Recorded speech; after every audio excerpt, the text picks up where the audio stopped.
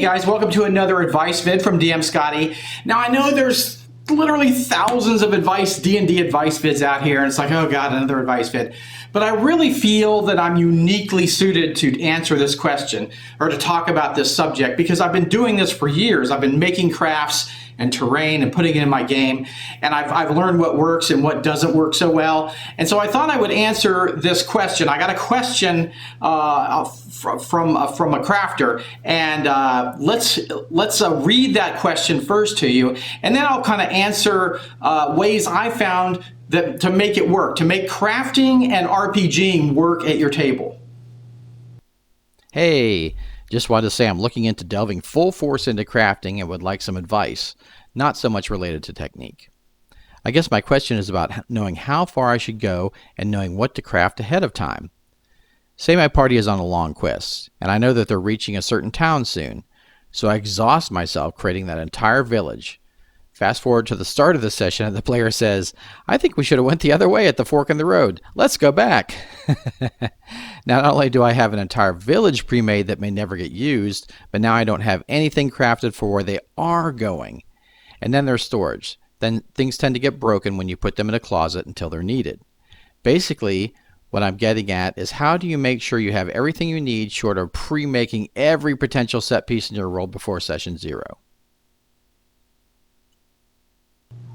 Okay, so I'm going to use the letter as a basis for answering the questions, right? The thing was about a town, building out a town, right?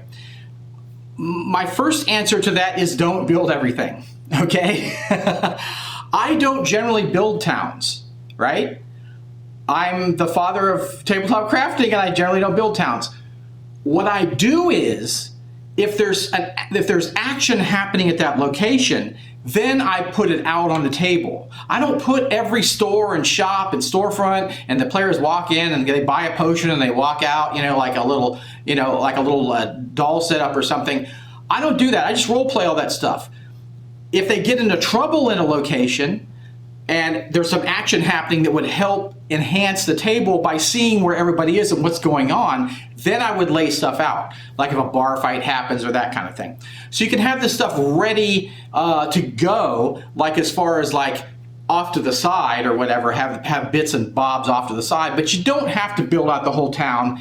And I see a lot of people do this, and that's great if you want to do it. You might want to do it for a special session or everything, but don't burn yourself out, and you don't need to do it every session. Because I generally don't do it, right?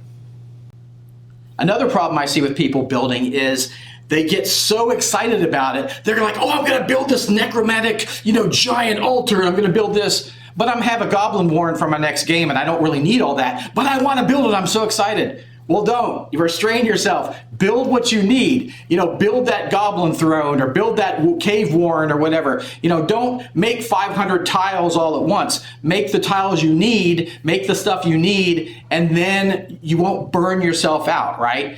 I think that's a really great piece of advice as far as like DMing and crafting. It's like, first off, build what you need, and then worry about that giant necrotic altar that's going to be at the end of your campaign. Another issue I see is very specific builds. Okay, someone might make this cool, bridge that's going up this mountainside and all this stuff, but how often are you going to use that, right? You might use it once. Now, there's nothing wrong with building a really cool set piece for a climactic battle that you're going to have, but don't try to build that for everything. What I would rather do instead of building all that specifically is I would just stack, get some hill stackers, stack those up and build a bridge that I've used before and slap it on there, and you're done. That's all you need. If you keep building stuff that's specific, that's all one piece, remember, you got to store that, okay? And you may only ever use it once. So build less specific. That is a key to my game. Now, there's always little bits and bobs that I build that are specific, like portals and that kind of thing. Just some cool set piece, but it doesn't have to be a giant set piece. Make it a small set piece that you can put in your other modular set pieces so you don't have this huge thing that you have to store and you may only use once. Another thing that really helps as a crafting DM is get a staging area. Like in my house, we plan our dining room table, so I can't leave everything out, right? So what I do is I get these folding tables. Here, I'll show you a picture. And what I do is I'll pre-set up stuff on that staging area, and it's behind me, so the players can't really see it. They don't really know what's going on anyway, right?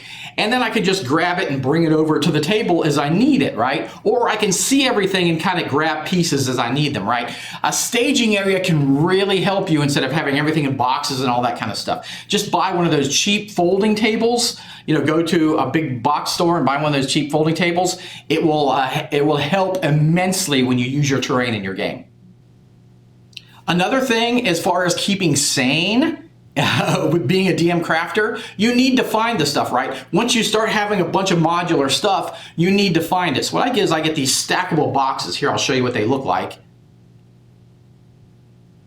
And so they're clear stackable boxes, and I can see what's in it. So I might put all my torture implements in one box, all my graveyard stuff in one box, you know, all my siege engine type stuff in one box. So then I have it all categorized, and I can just grab the box and get what I need. So that will help keep you sane. And a lot of these things you can just slide under the bed if you need to. You know, you can stack them to carry them if you need to, or you can just slide them under the bed. That's a great place to hide this stuff. And the beauty is if you make it modular, you know, unlike if you build some giant castle or something, you can store it in these boxes. You don't need a huge space to store it. And as in the question, getting back to the question, he was asking, what if they decide not to go to the town, right? Well, I would have had the town covered because I could use modular stuff to throw down if I needed. And, you know, I wouldn't have built out the town, so I wouldn't worry about it. If they decided to go to the other place, you know, you could do the same thing. But what I do to avoid that is, this is a great secret for crafting DMs. Okay, are you ready? Ask what the players want to do first for their next session, right? If you just leave it up to chance, wait for them to ask, you'll go crazy because you won't know what they're going to do, and you may have got the wrong stuff out, you know, at your staging area and all that. If you ask specifically, oh, you have these options next game, what would you guys like to do? And if they say, oh, we want to go explore that Goblin Warren, we don't want to go to the town, then you're set. Then you can concentrate on the Goblin Warren and not worry so much about the town. So this I think is the top tip, actually, is to find out, especially if you're a crafting DM or even if you're a regular DM, where the players want to go. Let it still be up to their choice, but find out where they want to go next session, and then you're ready to go. So you guys take care. I hope this is helpful. I hope, you know, it answered some of those questions. But this stuff that I've said has worked immensely well for my games, and I want to share it with you guys. So you guys take care. Go forth and craft. Go forth and game. You guys have a wonderful time doing both, and take care, and I'll see you again soon with more tips.